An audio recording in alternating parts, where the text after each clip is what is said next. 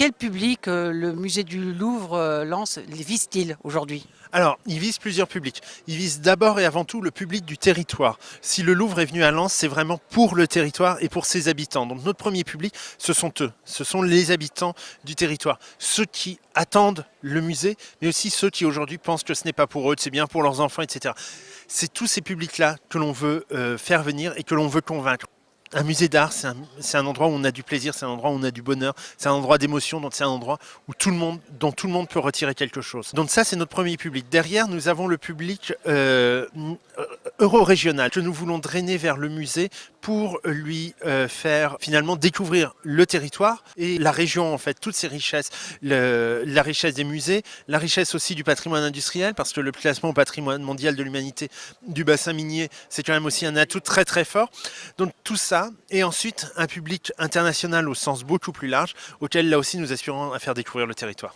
Alors justement, quels échanges pour vous ce musée est susceptible de faire naître entre le bassin minier et l'implantation d'un musée du Louvre à Lens? D'abord, le Louvre est venu s'implanter sur un carreau de fosse. C'est quand même pas innocent. Il y a un lien très très fort, un lien intrinsèque que l'on voit d'ailleurs que l'on a voulu rappeler dans le hall d'accueil avec les deux vidéos en fait, qui confrontent le Louvre Paris et l'histoire du bassin minier en une sorte finalement de métaphore de la naissance du Louvre-Lens. Aujourd'hui, comment vous voyez justement la place de cette culture régionale, de cette culture locale? Est-ce que ça va s'articuler avec le musée?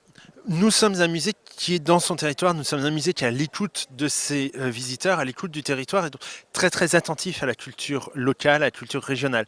En même temps, ça n'est pas notre rôle d'être un musée local, d'être un musée régional, parce que des musées locaux, il y en a déjà un certain nombre sur le territoire. Nous, si nous devons apporter quelque chose, c'est autre chose. C'est justement une ouverture à l'international, une ouverture à la diversité, que ce soit les civilisations de l'islam, les civilisations de la Mésopotamie, toutes les civilisations. Donc une sorte de regard global, mais en même temps, toujours en ayant en mémoire et en ayant l'endroit où nous sommes implantés et l'histoire de ce territoire.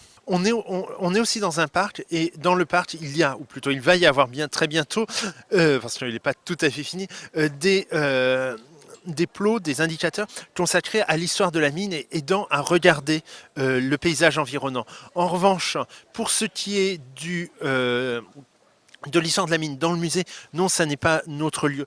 Quels emplois, en termes économiques, quels emplois vont être créés et quel type d'emploi? Aujourd'hui, on a plus des 2/3 des personnels du Louvre-Lens qui sont des gens originaires de la région. Donc c'est le cas et ça continuera à être le cas. Mais le Louvre-Lens, en matière d'emploi, il ne faut pas juste le voir par les emplois directs des personnes qui travaillent. On va être 70, c'est pas... mais en revanche, avec le Louvre-Lens, c'est aussi toute une impulsion économique, encore une fois, la transformation du territoire qui est déjà en cours, nous allons lui donner une impulsion supplémentaire et donc il va y avoir des emplois qui vont se créer dans tous les domaines.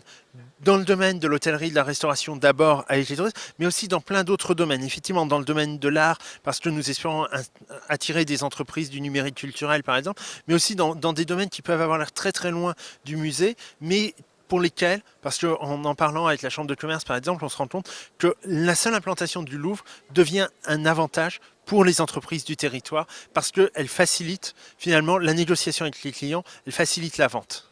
Alors avec Louvre-Lens, c'est la vision du musée qui change aussi. Oui, en fait, c'est un autre Louvre et c'est vraiment un autre regard sur les collections du Louvre. Là où à Paris, les collections sont totalement classées, on a par département, par école, ici on a voulu décloisonner, exploser ça et avoir une présentation, une approche globale des collections.